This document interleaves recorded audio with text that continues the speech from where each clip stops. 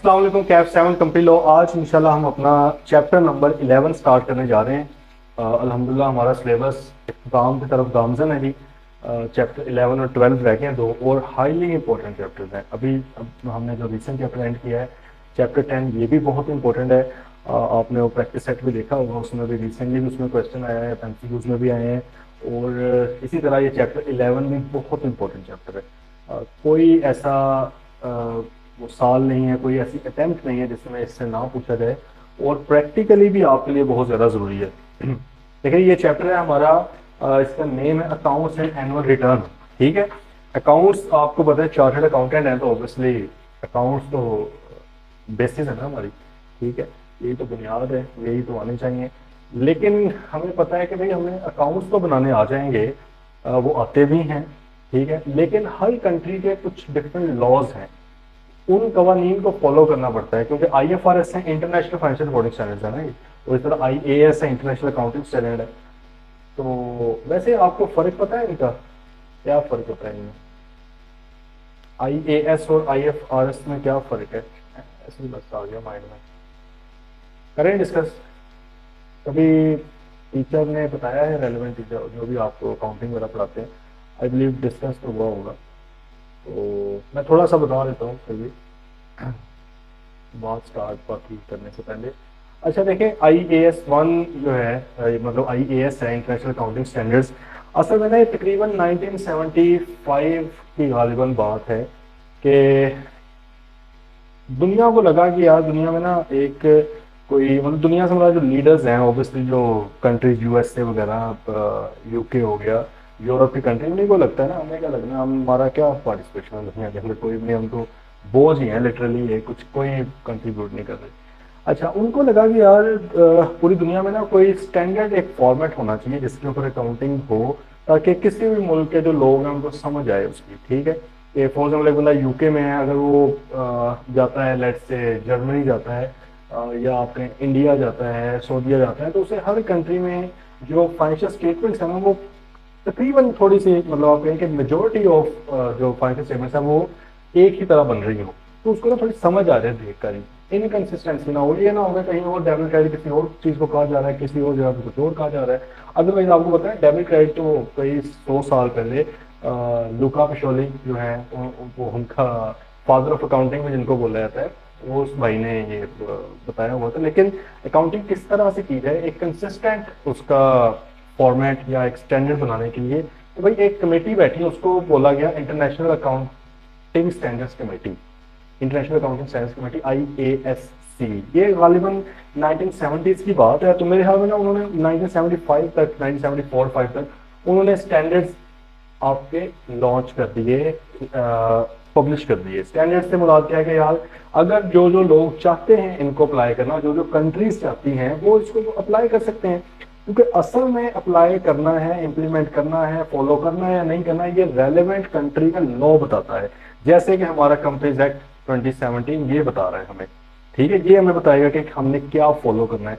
Companies act 2017 का third schedule, उसमें different schedules हैं, जिसमें एनेक्शंस दिए होते हैं या क्या क्या चीजें फॉलो करनी है। उसका थर्ड स्केड्यूल है, वो ये बताता है कि लिस्टेड कंपनियां तो आपने IFRS को फॉलो करना है, प्लस वो कहता है मेरे भी कुछ डिस्क्लोजर्स हैं भाई कंपनीज एक्ट के, फोर्थ स्केड्यूल है उसके अंदर जो है वो भी फॉलो करो। इस तरह वो कहता है बाकी कंपनीज के लिए भी, वो मतलब उसमें डिफरेंट टाइप्स हैं। ठीक है, वो आप लोग वैसे देख सकते हो, गूगल सिंपल करें कंपनीज एक्ट 2017, उसमें आप नीचे जाएंगे तो थर्ड स्केड्यूल आ जाएगा। वैसे PDF होगी तो उसमें आप कंट्रोल F करके फाइंड भी कर सकते हैं। थर्ड स्केड्यूल आपको थोड़ी समझ आ जाएगी, आपके सिलेबस का पार्ट नहीं है लेकिन चलो पता होना चाहिए।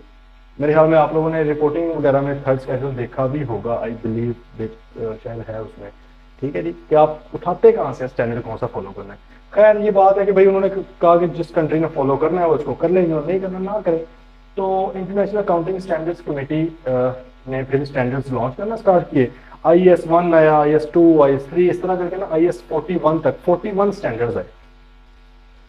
लेकिन आपको पता है कि अब भी वक्त के साथ साथ ऑब्वियसली इंप्रूवमेंट्स भी होती हैं, चीज़ें अपडेट भी होती हैं, रिवाइज भी होती हैं। अक्सर अकाउंटिंग स्टैंडर्ड के साथ रिवाइज भी लिखा होता है, ये रिवाइज हुए इस साल में।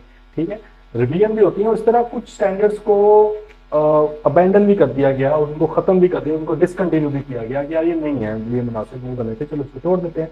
बहुत से स्टैंडर्ड्स इस तरह आपके खत्म भी हुए हैं। तो अभी जो चल रहे हैं मेरे ख्याल में 25 शायद है स्टैंडर्ड, मेरे ख्याल आई बिलीव, जो है IAS वाले हैं, IS 1 2, ठीक है, 3 4 आपको पता है नहीं है अब, IS 5 नहीं है, IS 6 नहीं है, IS 7 कैश फ्लो है, IS 8 चेंजेस वगैरह का आता है, IS 9 नहीं एग्जिस्ट करता, IS 10 है एडजस्टिंग यूनिट्स का, 11 अब नहीं करता, पहले होता था तो रिसेंटली खत्म हुआ है IS 11, ठीक है, कॉन्ट्रैक्ट्स रेवेन्यू फ्रॉम कॉन्ट्रैक्ट्स का होता था। IS 12 अभी भी है, डेफर्ड टैक्स है, 13 नहीं है, 14 नहीं है, 15 IAS 15 नहीं, IFRS 15 है, IS 16 है, 17 नहीं है, लीजेस का होता था 17, अब IFRS 16 आ गया। खैर इस तरह कर कर आगे ना कुछ खत्म किए गए, कुछ अपडेट किए गए। अच्छा जी, फिर आगे आ जाएं, फिर तकरीबन ना सन 2000 के करीब आके दोबारा थोड़ा सा सोचा गया कि यार ये जो अब ना डायनामिक्स बिल्कुल बिजनेसेस के चेंज हो गए हैं, ग्लोबल वर्ल्ड बन गया है, अब डिस्क्लोजर्स की भी ज्यादा रिक्वायरमेंट है, true and fair view present करने के लिए फाइनेंशियल स्टेटमेंट्स का, वो भी चीजें थोड़ी ज्यादा रिक्वायर्ड हैं। तो फिर ना एक बुनियाद रखी गई IFRS फाउंडेशन की, एक नया इदारा, उसकी बुनियाद। अच्छा, इनकी बुनियाद रखने के पीछे वो IFAC ही है, IFAC के ही झेली इदारे या सब डिपार्टमेंट्स हैं ये। उसने भाई जाके IFRS फाउंडेशन की बुनियाद रखी, international financial reporting standards foundation. उसका काम था कि भाई improved version of accounting standards पे काम करना स्टार्ट करें, ठीक है। जिस जिसने अप्लाई करना हो, जिस कंट्री ने फॉलो करना हो कर सकते हैं। आपको ये आइडिया होना चाहिए कि ये जो इंटरनेशनल बॉडीज होती हैं they are called supervisory bodies, सही है, सुपरवाइज करती हैं चीजें, इसको आप कह सकते हैं कि रेकमेंड करती है चीजें, ये आप पे लाजमन जबरदस्ती नहीं कर सकते। लाजमन जबरदस्ती कर सकते होते तो आजाद कश्मीर के ऊपर, उसमें रेफरेंडम के ऊपर UN के अंदर बहुत सी रेजोल्यूशन पास हो चुकी हैं, तो वो अगर इतना ही होता तो उसको करवा के भी दिखाते हैं ना, तो उनकी इतनी कोई हैसियत नहीं है, बस वो माइट इज राइट है, ठीक है।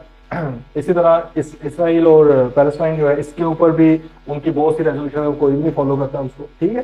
तो सुपरवाइजरी है, आप कह रहे हैं कि रेकमेंड करती हैं आपको। हमारे जैसे गरीब गुरबा मुल्क होते हैं, ये फौरन घबरा के कर लेते हैं फॉलो, बड़े जो तगड़े हैं वो नहीं उनको मानते, ठीक है। लेकिन खैर अगर अच्छी चीज आपको मान भी लेनी चाहिए, तो जिस तरह IAS थे अकाउंटिंग स्टैंडर्ड, वो भी तकरीबन 160 170 प्लस कंट्रीज के अंदर चलते हैं, ठीक है। USA एक हीरो है, उसने अपना अलग से रखे हुए स्टैंडर्ड। इसी तरह और कुछ कंट्रीज ने थोड़े थोड़े मॉडिफाई भी किए हैं, जैसे जो यूके है, यूके के अंदर एज इट इज नहीं फॉलो किया गया, हमने तो एज इट इज फॉलो कर लिया ना, और एज इट इज फॉलो नहीं किया, उन्होंने थोड़े से बीच में चेंजेस लाए हैं।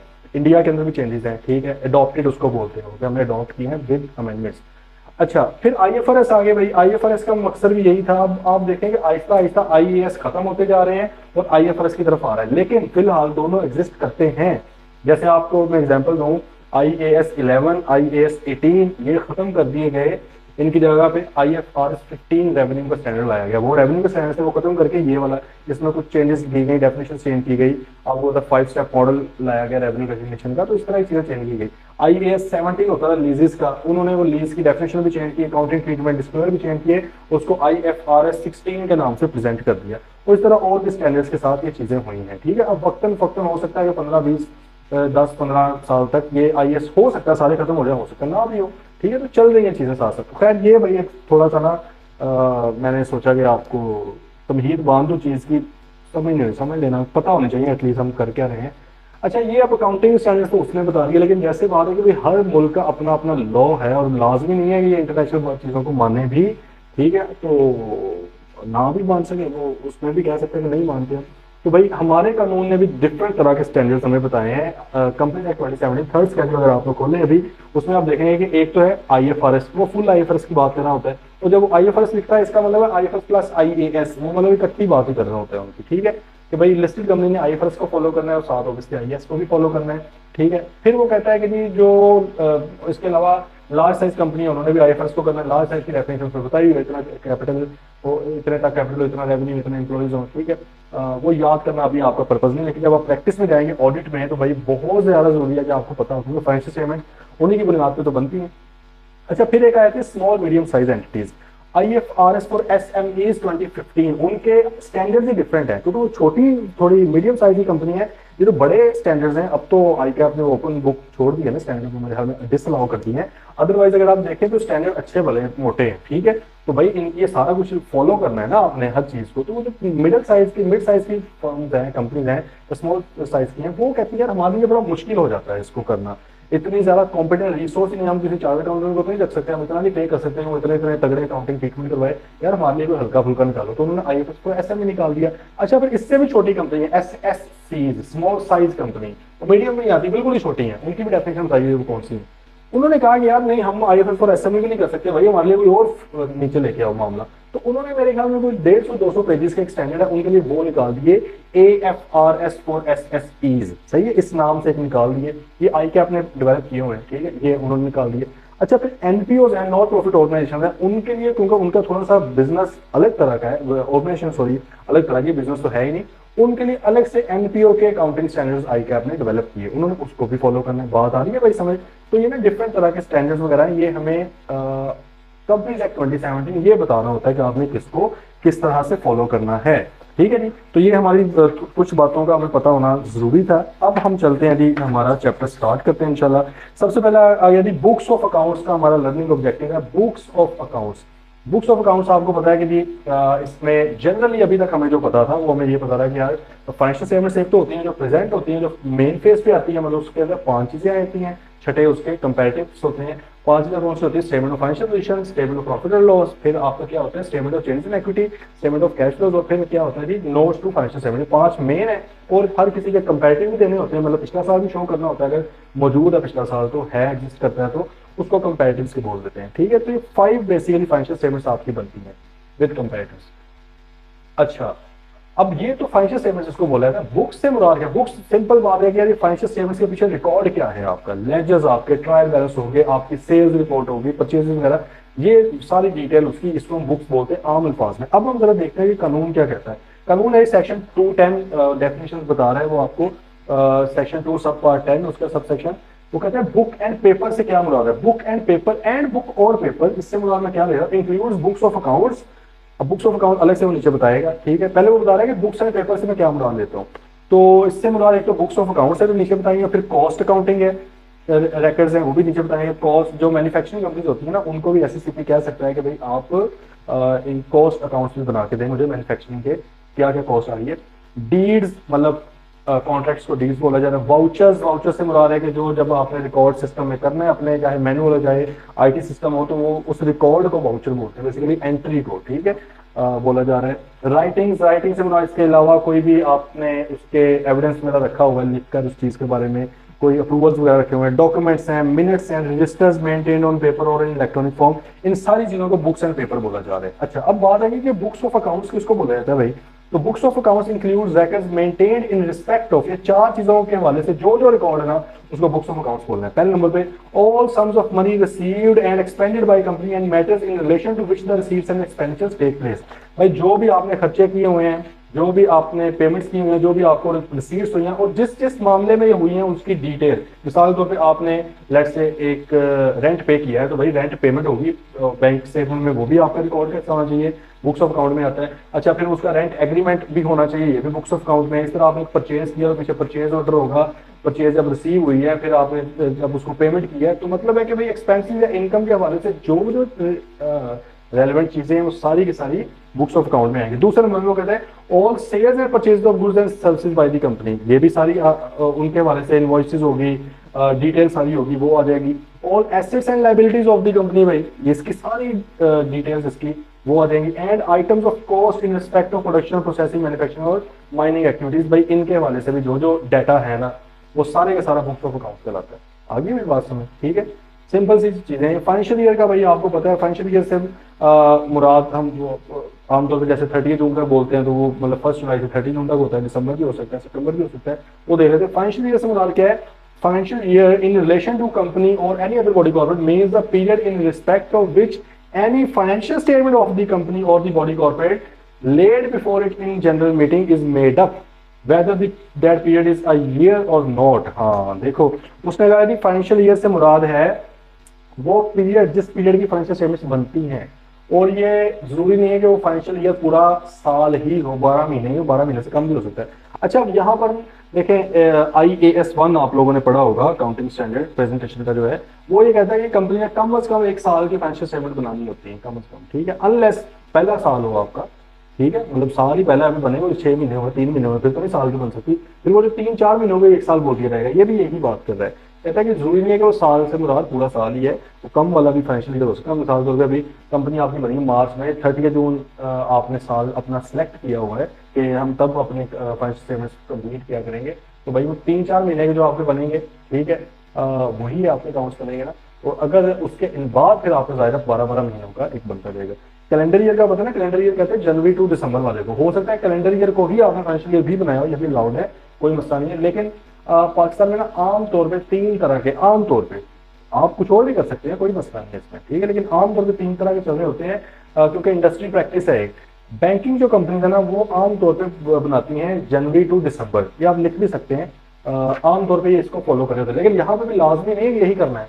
आमतौर पे प्रैक्टिस चल रही है ना, हर बैंक पे इस तरह कर लेते हैं, जनवरी टू दिसंबर। इस तरह पर ये जो शुगर वाले हैं, शुगर मिल्स हैं, ये आमतौर पे कर रही होती हैं 30 सितंबर होता है इनका फाइनेंशियल ईयर एंड, मतलब है कि लास्ट ईयर के 1 अक्टूबर से स्टार्ट होकर 30 सितंबर तक, ठीक है। और इसके अलावा जो बिजनेस है ना वो आमतौर पे 30 जून वाला करते हैं, मतलब 1 July of previous year till 30 June of this year. ये आमतौर पर 3 तरह के फाइनेंशियल ईयर पाकिस्तान में चल रहे होते हैं, बाकी मार्च वाला भी चल सकता है, जो होगा आपका मूड हो आप बना सकते हो। ओके, अच्छा जी। अब आगे बात आ गई books of accounts to be kept by a company. Company भाई ये जो बुक्स ऑफ अकाउंट्स ऊपर हमने डेफिनेशन पढ़ी है ना, कंपनी ने रखने हैं अपने पास, रिक्वायरमेंट क्या है, एवरी कंपनी, मतलब एवरी से मतलब बिल्कुल ही हर तरह की, चाहे सिंगल मेंबर कंपनी है, every company shall prepare and keep at its registered office, registered office में रखेगी books of accounts and other relevant books and papers and financial statements for every financial year which give a true and fair view of the state of the affairs of the company including that of its branch offices if any। अच्छा जी, ये जो है true and fair view state of the company, इसका मतलब है idea. True and fair view क्या है? True and fair view basically तो एक बड़ी आपके रिलेटिव सी टर्म है या एक ऑब्जेक्टिव सी टर्म है। ट्रू एंड फेयर किसी के लिए कुछ और हो सकता है, किसी के लिए कुछ और हो सकता है।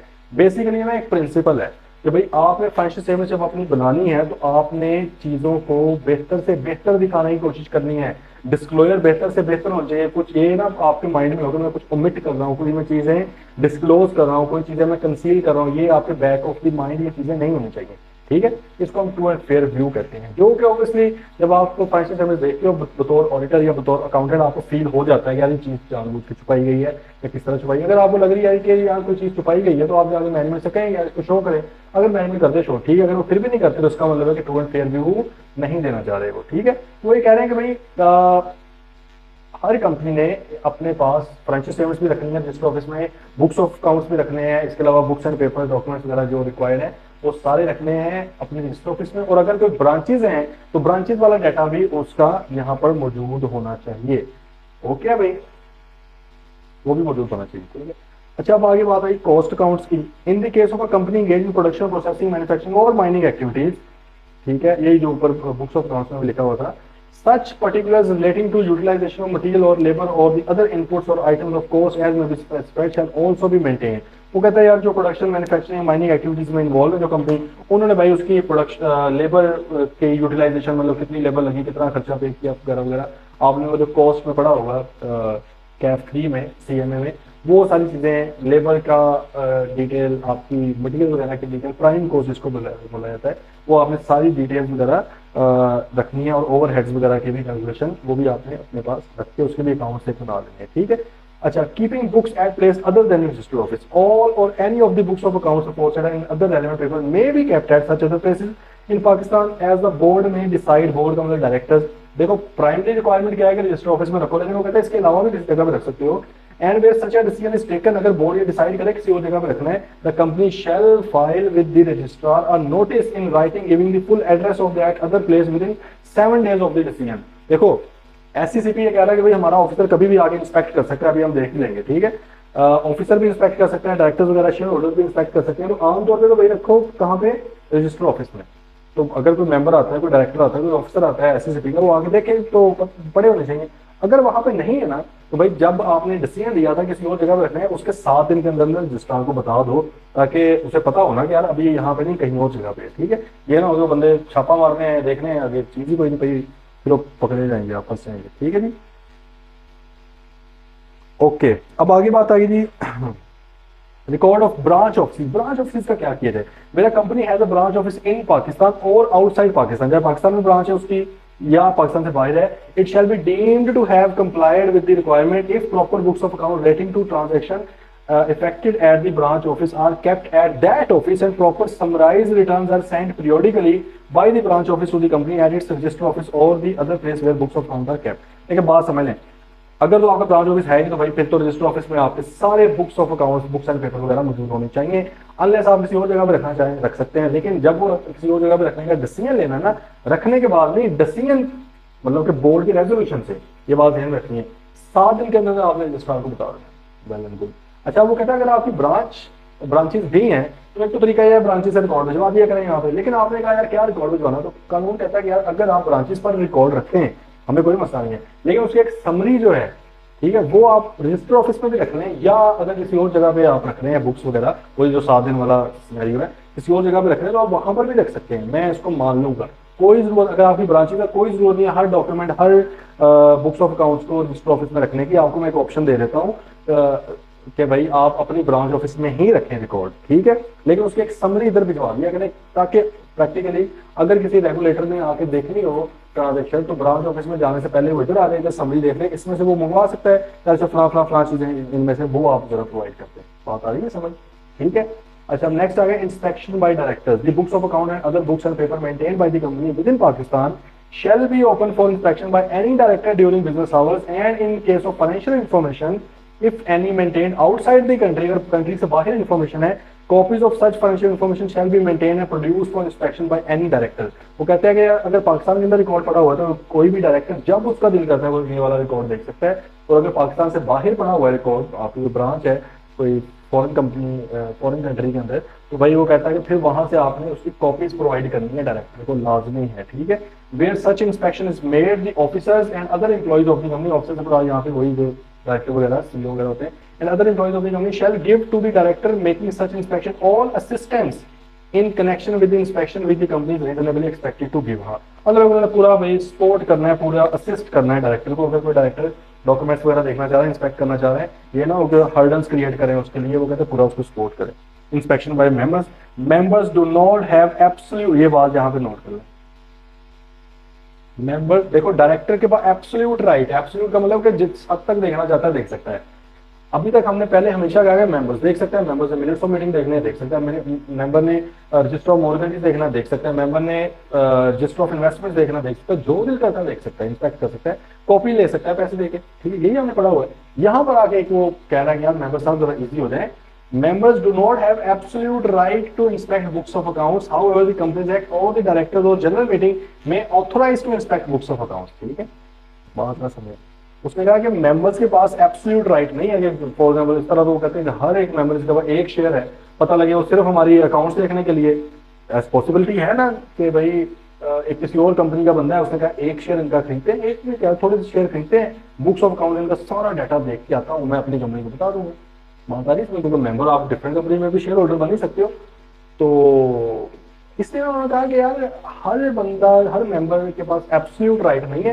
हाँ, वो रिक्वेस्ट करे, अगर बोर्ड हो सकता है अलाउ कर दे, जनरल मीटिंग में हो सकता है अलाउ कर दिया जाए, या हो सकता है वो कमीशन के पास गया यार देखें मुझे दिखा नहीं दे, कमीशन अलाउ कर दे, ठीक है। उन्होंने कहा एब्सोल्यूट राइट नहीं है।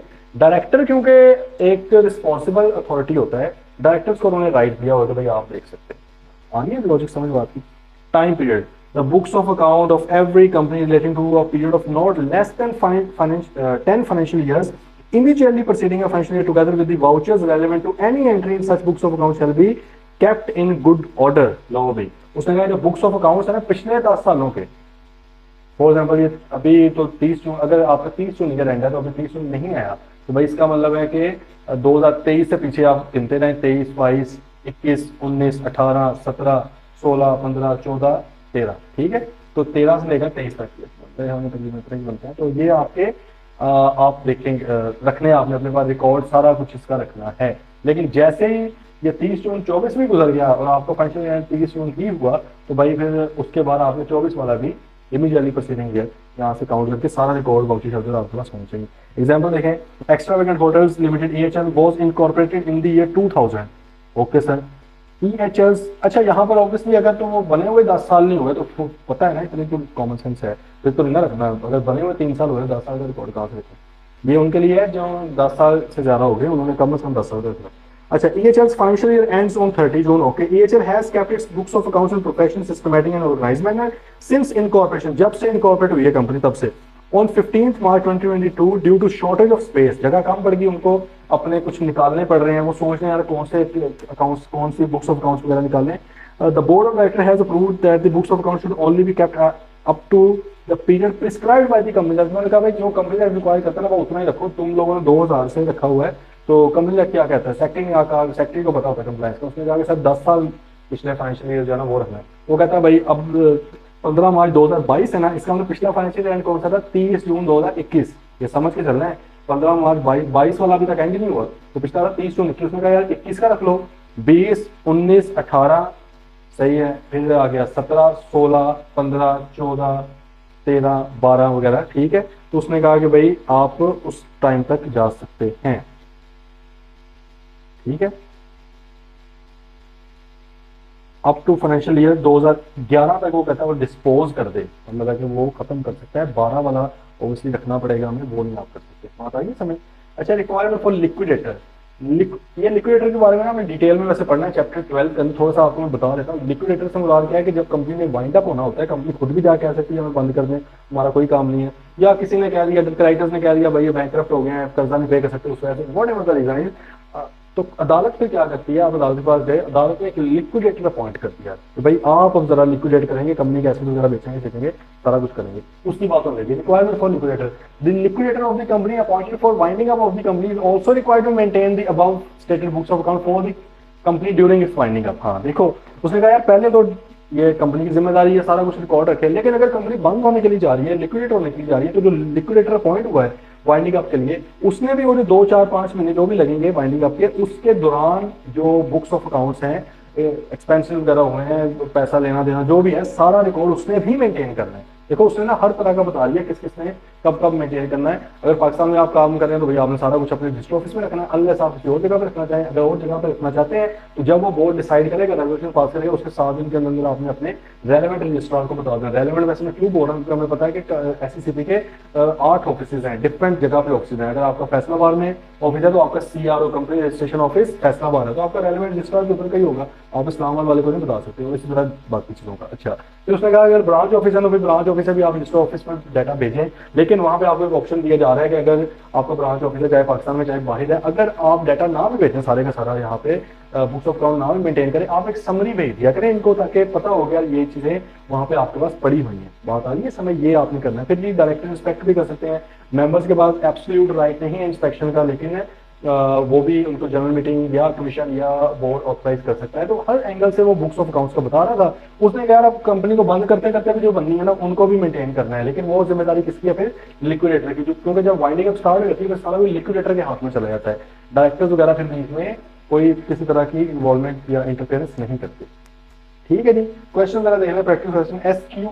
SQL प्लास्टिक लिमिटेड एक कंपनी है, पब्लिक लिमिटेड कंपनी है, is a Holi own subsidiary of a foreign company, Holi own 100% उसके अंदर शेयर्स है भाई एक फॉरेन कंपनी के, और has its registered office in Karachi. Okay sir, list the books of account the company is required to maintain, तो भाई लिस्ट बुक्स ऑफ अकाउंट की आपको डेफिनेशन वगैरह बता देंगे, ठीक है। State the condition which the director shall be required to comply with if they want to keep the books of account at SQL's factory located in Peshawar. देखो registered office है हमारा कराची में, लेकिन वो पेशावर में रखना चाह रहे हैं, रख सकते हैं भाई, बोर्ड एक अपना डिसीजन ले, उसके 7 दिन के अंदर अंदर वो बता देंगे। ओके सर,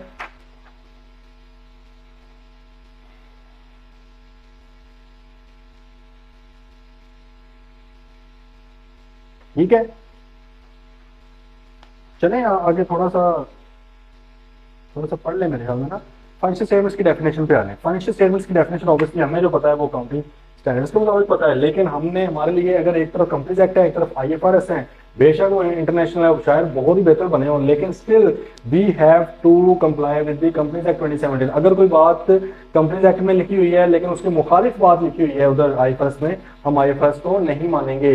आप लोगों को मैंने कहा हुआ एनुअल रिपोर्ट डाउनलोड करें, एनुअल रिपोर्ट अभी जाके देखें, मैं आपको एक बार बताने लगा, वो आपने देखनी है अभी जाके। एनुअल रिपोर्ट्स खोलें, एनुअल रिपोर्ट वैसे इसमें पढ़ेंगे भी जो होती क्या है। एनुअल रिपोर्ट के अंदर बेतहाशा और चीजें भी होती हैं, लेकिन एक हिस्सा उसमें फाइनेंशियल स्टेटमेंट्स का भी होता है, ऑडिटर रिपोर्ट का भी होता है।